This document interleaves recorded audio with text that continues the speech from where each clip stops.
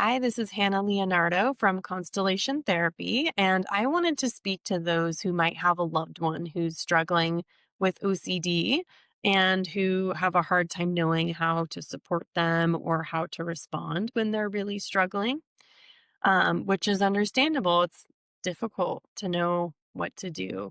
And I wanted to touch on specifically reassurance seeking, which not everyone with OCD will experience or express their compulsions in that way. Some people, it's the opposite, and all of their compulsions are in their head, and maybe they isolate from loved ones. But reassurance seeking is a common one that includes loved ones in the compulsion. So, for example, if someone has harm OCD, they might have an intrusive thought that if they go to an event, they're going to hurt someone.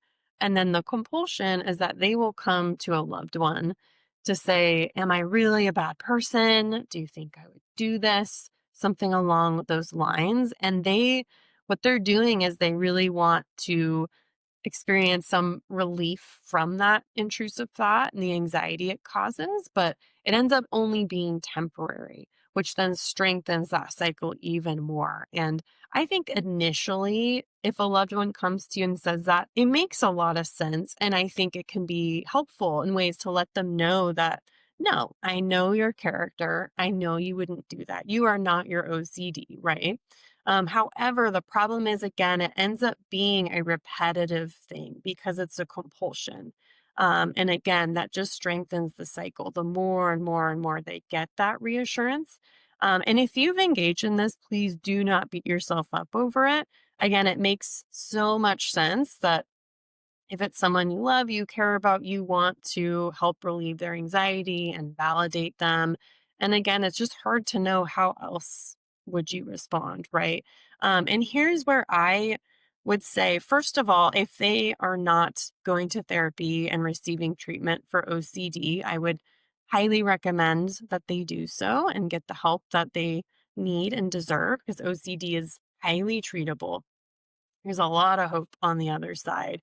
And two, I think family therapy can be an extremely important part of the process because the real work, happens at home and in real life, at work, at school, with loved ones. And that's not to say that it is your responsibility, but depending on your relationship to them, you might play a really big role or a big piece in supporting them through that. So, especially if your loved one is your child, you'll play, of course, an especially big role, especially young kids who, you know, really still need a lot of structure and extra support and accountability from their parents. I think family therapy is huge in that scenario. And if they're your spouse, I think at least having some sessions where you can come in and really ask questions, learn more about OCD, understand your partner's OCD. What are their compulsions? And again, what are the ways that I unknowingly participate in them? And I think that can be a really powerful way to collaboratively talk about that together with the therapist and for it to be a consensual process between them and you. So, for example, if maybe you identify that exact compulsion and the pattern that happens between you two, maybe there's an agreement that you come up with together in therapy that you'll respond in a certain way. Say it's I'm not going to say that because this is going to fuel your OCD.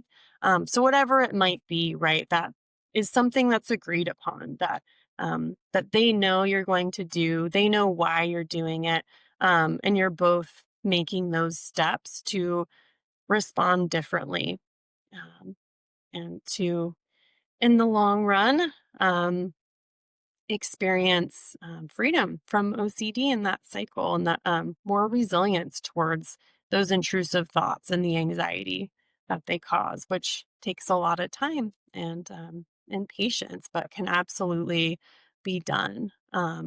So yeah, if you are interested in learning more, I have a few more just ideas on ways that you can support your loved one and yourself if you are dealing with this. So we have a blog posted about that, or reach out if you um, are in need of a therapist for OCD. All right. Thank you.